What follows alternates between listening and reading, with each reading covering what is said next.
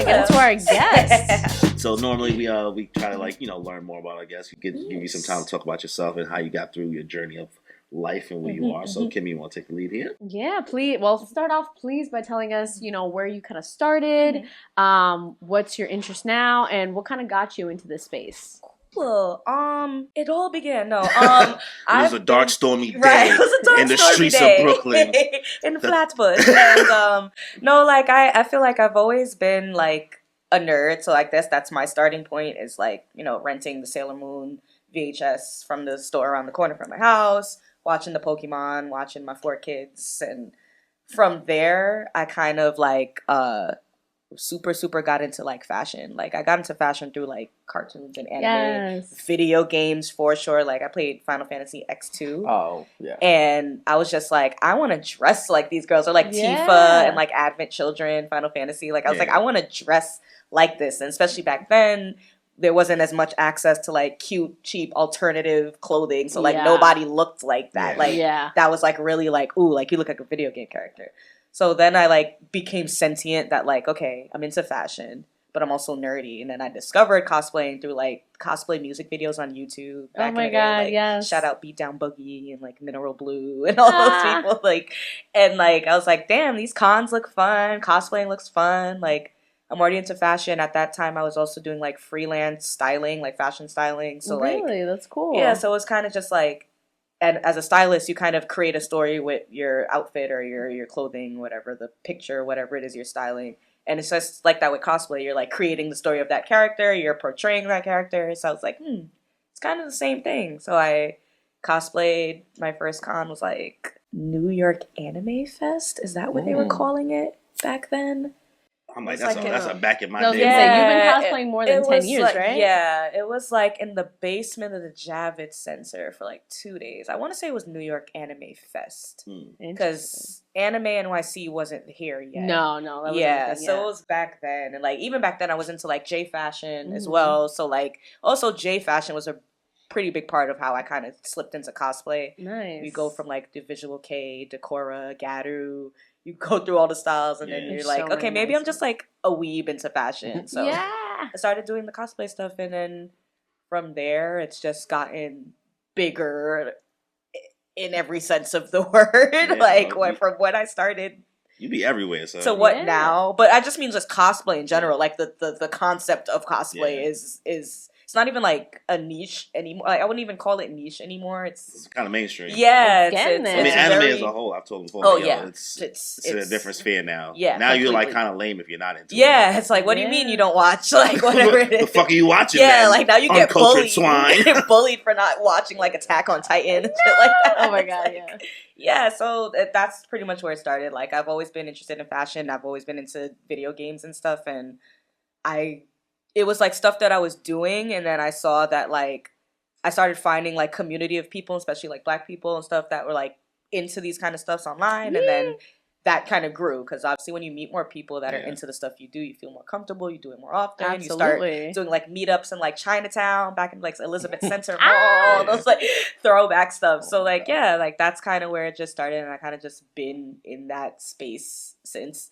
And you've been doing your fashion podcast and stuff too, right? Yeah, so I do a fashion podcast with Afropunk. It's called Attack on Trend, and that's basically like fire name, bro. Yeah. Shout out to I was like, whoever thought of that, man. Shout out to Dawater Dooley. She used to do the podcast with me, and now she's like doing her own thing. But like, she thought of it because we definitely wanted the whole point of the podcast was to bridge that gap of like anime, and we see how big it is now, like anime inspired fashion in anywhere from like high fashion brands like Loewe and Balenciaga to like normal like small shops, people making their own merch and fan art type of like prints and things like that. And like I just saw it becoming like really, really big. I just saw anime just becoming integrated into like everything, like quite literally like makeup and gaming and, so and much like clothing. So now you can't escape it, really. Yeah, like, you can't escape it. So it's like I want to remember, talk about this. You showed me the car commercial thing, and I was like, Toyota has an anime. Oh, McDonald's had their anime. Has an anime. Yeah, so it's like, okay, like I want to talk about this. So like that podcast is fun because I get to like bring on guests, and kind of like pick their brain about like, you know, who do you think is the coolest dressed characters, which is crazy what's their because inspiration. your co-host Anui, Anuli, yes, I ran into them at Anime NYC, and I was like, oh my god, that's the same. When I saw her, she was with you, I was like, that's the girl I met, and we like saying super cool. Yes, love her. Shout out to Anuli.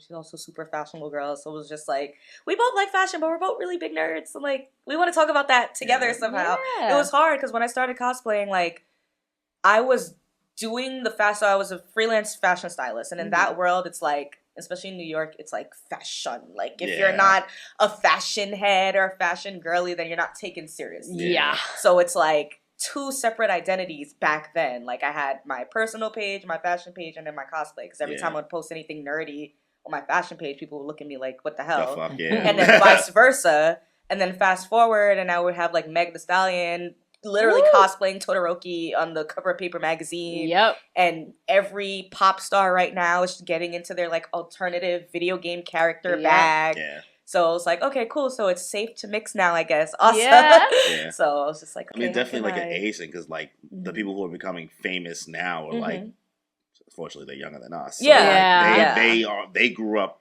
fully like with immersed. Yeah, exactly. Like we grew up with older shit like Sailor Moon and all that, Dragon Ball Z, and you know, different nuance in regards to hiding your anime. Yeah, exactly. Fandom. They didn't go through but that. Now it's just it's just free. So I feel like eventually just anime is gonna be the only thing. Because like I don't even feel like kids watch American cartoons like that anymore. Yeah, they do, but it's kind of like, you know, little Steven Universe, that kind of thing. Yeah, but I was gonna say, what would be the isn't that popular? over? That's done. Well, now American cartoons, I think. That's about kids now. We were like industries are investing more into anime.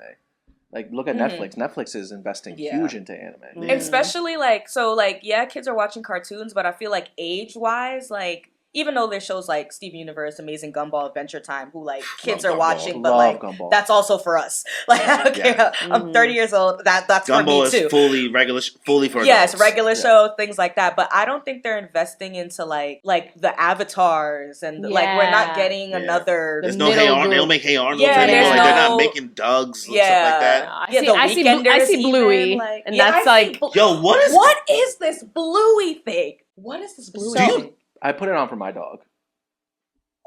Because you're talking about that little blue dog, right? On YouTube. I mean, that apparently some girls want to bang.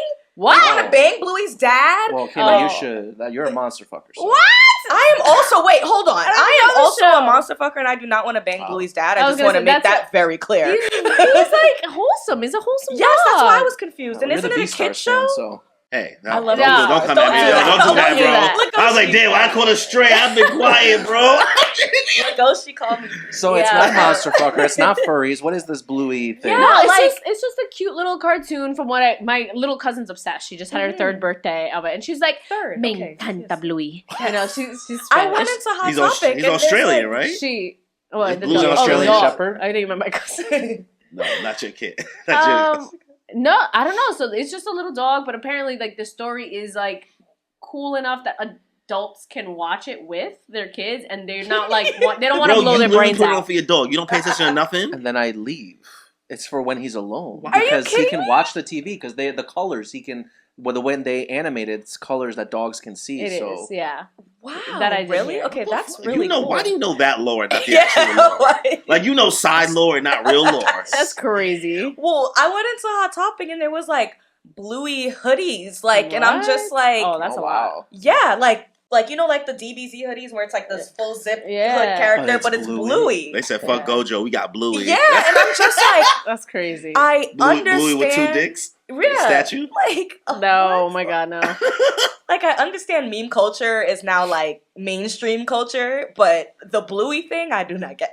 I'm curious. I'm curious. Can someone enlighten me? Like, there's times when I be sitting there, I'm like, do I want to turn this on to figure out? Me too. I've almost clicked it. I don't necessarily think it's the same level of like the My Little Pony, like the bronies. I don't think it's like that's what I was thinking. Getting there from what I see online.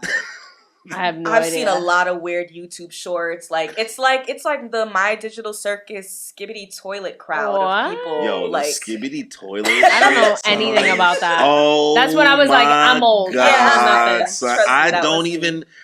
like I want to shoot them bail. Like I want to shoot them. I'm sure I want to lead with love 1st. We come from a generation that says shit like for shizzle. You know what I mean? Don't do that to us. Like for shizzle my nizzle. Like we like bling bling. Like we come from a lot of weird stuff. If you're honest about it, like right? first gen internet generation. Yeah. So like, is Skibidi so far from for Skibidi shizzle? is far, bro. For shizzle my nizzle. For shizzle my nizzle means something for sure. My nigga, bling bling bling bling jewelry like Skibidi. You Riz, know? at least Riz is the only one I give a pass because Riz means something. Yeah. Like it's short for charisma. Yeah. It's got Riz. It's like I hate swag. that. That's what it is? Riz is short for charisma? Yeah, you got the Where you Riz. been at? You never knew that? I never asked. Oh. He's just been using it. He's just been like, I just got it. I just got it. I don't gotta know what it means. No, that and I hate they took yacht. Yeah. Because like all it is us saying goddamn, but like a little bit of sauce on it. They're telling people that it stands for something. It stands for nothing.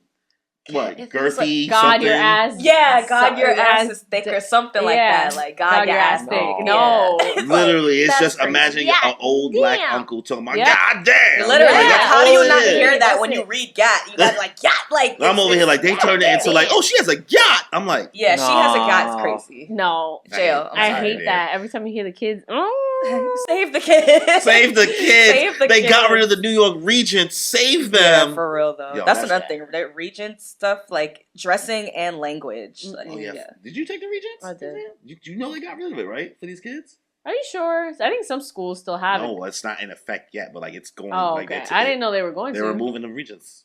I'm like, cause they can't fucking pass them. That's crazy. Yeah. he's like, that's crazy. That's crazy. I'm like, what the fuck, son? You know how many people didn't graduate back in my day? You that ass like that was like the whole point of school was the Regents back then. I got a 66 on the chemistry Regents, and that's passing.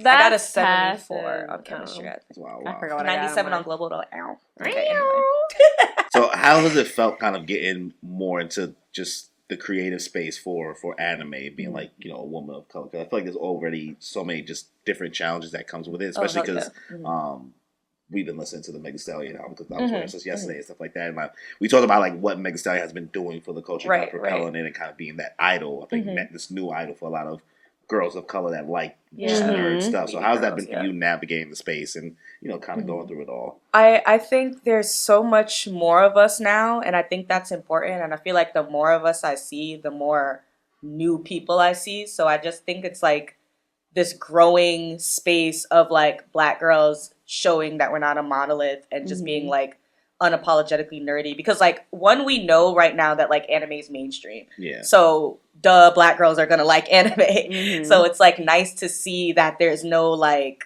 you're not a niche weirdo if you know, like you're just like you're a hot girl and you like anime. You can do both. Cool. You can do both. Like you don't have to be like the anime trope or whatever, the anime fan trope.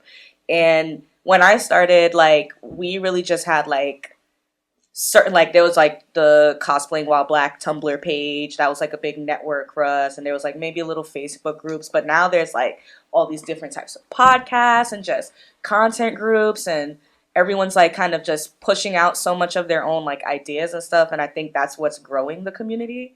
So I think it's good. I think it's a double-edged sword, just like a lot of things on the internet and social media, because obviously now you have like people who come in and maybe don't really have the best intentions content wise. It's just kind of bait and engagement and fodder kind of stuff.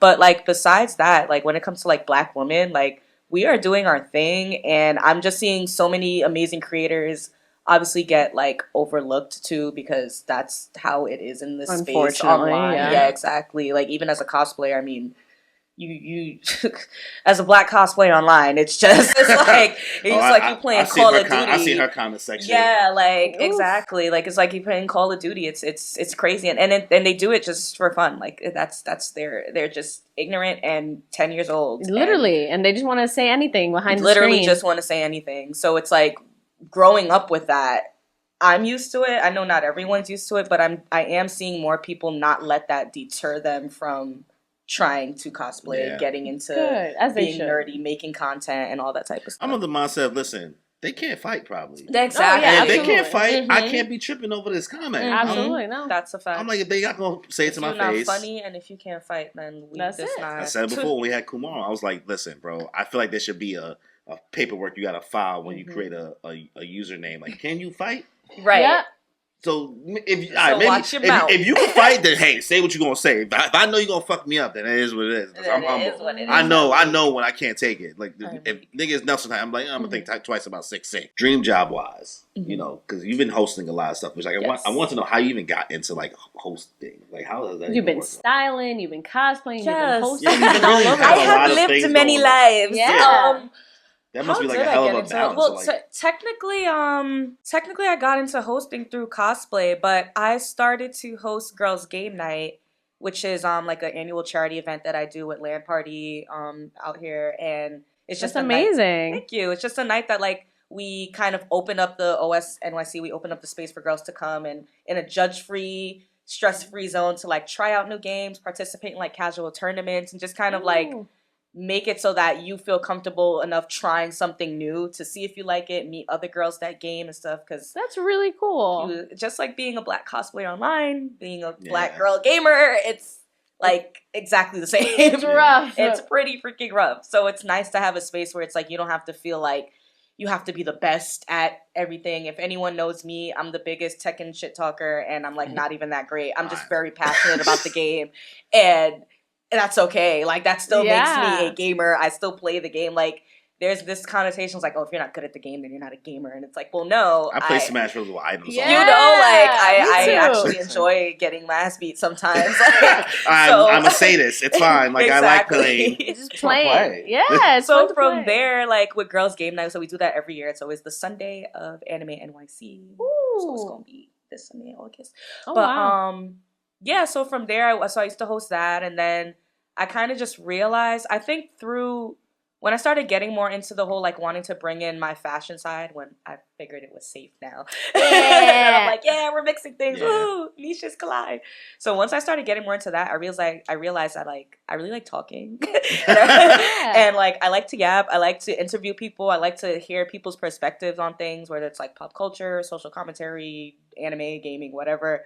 I like hearing people's opinions, asking them that. And so from there, I was like, okay, like I think I want to like show that more. I come from the era of content creating where it's like we was just posting pictures. Yeah. Like all this video stuff all is new. You young whippersnappers with your videos and your TikToks. I'm not even used to like I know some people that'll just like throw up their phone and record in their like kitchen and their kitchen look crazy. Like I don't come from that. But it doesn't matter anymore. Like no one even says anything. Like back in the day, like you even wash your dishes and you making a video. Yeah, that's crazy. So like I come from that like the background has to be perfect. Same. And like I don't want it, but no, people just bonnet on, and it's like I want to do that in bed to have that confidence. Yeah, and it's crazy. like, and that's what I love about Gen Z. Like they don't care. It's just about getting it out and saying whatever they want to say. Mm-hmm. And like that's something I had to learn. Yeah, you gotta put it out. That's exactly. I was like sometimes like it's hard to like kind of get to that making it perfect thing. Like you're gonna be here all day making it perfect. Yep. Sometimes you just gotta put it out. Exactly. I think that's my biggest struggle. Is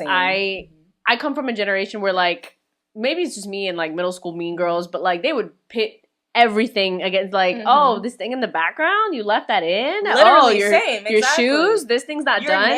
Your nails not done. Your hair is not, like, it's so crazy. Your eyeliner's, like, kind of off one side. You really posted that? Yeah, like, at least men just are just mean to each other. Oh, my God. So it's, like, and then I'll see people post pictures with things like that, and I'm like, oh, okay, like, I would never do that. Yeah. Like, nothing didn't blow up. So I'm like, okay, maybe I need to. So from there, I was like, okay, like I need to start talking more. I want to start, because I used to write a lot too. Like when I was younger, like elementary, I remember like drop everything and read Dare Time. Like back in elementary school, and I used to do that. So like I used to write a lot, and I was like, okay, I wrote like some articles and stuff like for cosplay, like just freelance offshoots. So I was like, okay, from there, let me get on camera, I guess.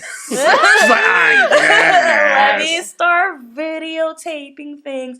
But yeah, and I really like it. And I'm also very shy. So it was... The way you even said that, you was like... Because it's so annoying. Like, every time, like, before an event, I've done this a billion times, and it's just my so body. hard, yeah. My body's like, okay, well, you're gonna fail now, bitch. Go on. You gotta go. Why do I have to feel like that? But yeah, so it's like the more I do it, the better I feel about it. So I like that. So it's just something I like started doing, and then I linked up with like Land Party, and I always have like I have too many ideas. That's literally my downfall. Same ADHD brain. Let's go. Yeah, all day, exactly. So my brain is always like, oh, this is cool. So I start thinking of like cool events, like what's the next watch thing? parties, and like I know we did like the One Piece live action watch party at OS and things like that. So I also like bringing together the community, especially here in New York. I went out to MomoCon, and this was like a conversation we had when my Rob was there. And like their community, their sense of just like, I don't know if it's just like the space that Atlanta has. Like it just feels different. Really? And when I come out here, it's like after our event, we kind of all go our separate ways. And it's just like, I don't know, like I feel like having more space in a place sometimes makes people closer. Like you're able to have better events and come together. Yeah, come together in a less stressful way. Like in New York, it's like, how far is it? You gotta take the train. It's also like the South, so it's already a different type of like so it's a family different type feeling I had. And you basically went to Wakanda. Yeah, so like, you can't really compare going to Wakanda Con. But that's the thing. I'm from Brooklyn, so it's like to me, it's like, girl, that's Wakanda too. Like, girl, you know the difference between being in Bed-Stuy and being in Flatbush. That's you can't just be going to both. Especially now. But like, yeah, like I like bringing together that sense of community, because like I said, back in the day, it was just like the one few like black emo kids that you knew that like would hang out in like the Barnes and Noble's manga section, and that's where you found your friends. So like now it's like you can find your friends at like a gaming event or like an anime event or at Kino or at and now we're old enough to go to places. Exactly. Now we're old enough. Now I don't have to lie to my parents about being in Chinatown. Yeah, it works out. Exactly. So as a longtime cosplayer, I know like lots of people have different like niches in what they do. Like some people specialize in wigs, some people specialize in like editing. What would you say your niches are? I would definitely say styling. I think one of the strongest assets that I brought into the cosplay world was that like just the idea of like making things look good, like pinning and tucking and just little things like that. And also just finessing, because like I don't make like some of my cosplays I make, some of my cosplays I style, some of my cosplays I buy, obviously. So it's like being able to have the mind to like look at an outfit and be like, okay, like I can buy this shirt and turn it into this kind of thing. Yep. Like DIY style. The best kind. Definitely that. And so you just did the what's the Mega Stallion? The something Channel 5. Oh, Space Channel 5. Yeah. It was so cool. Yeah. It's giving Egghead Island vibes. Yeah, the boots. Yes, exactly. I saw that too, and I was like, wow, this is so Egghead. It's like all trending at the same time. Yes. Reuse.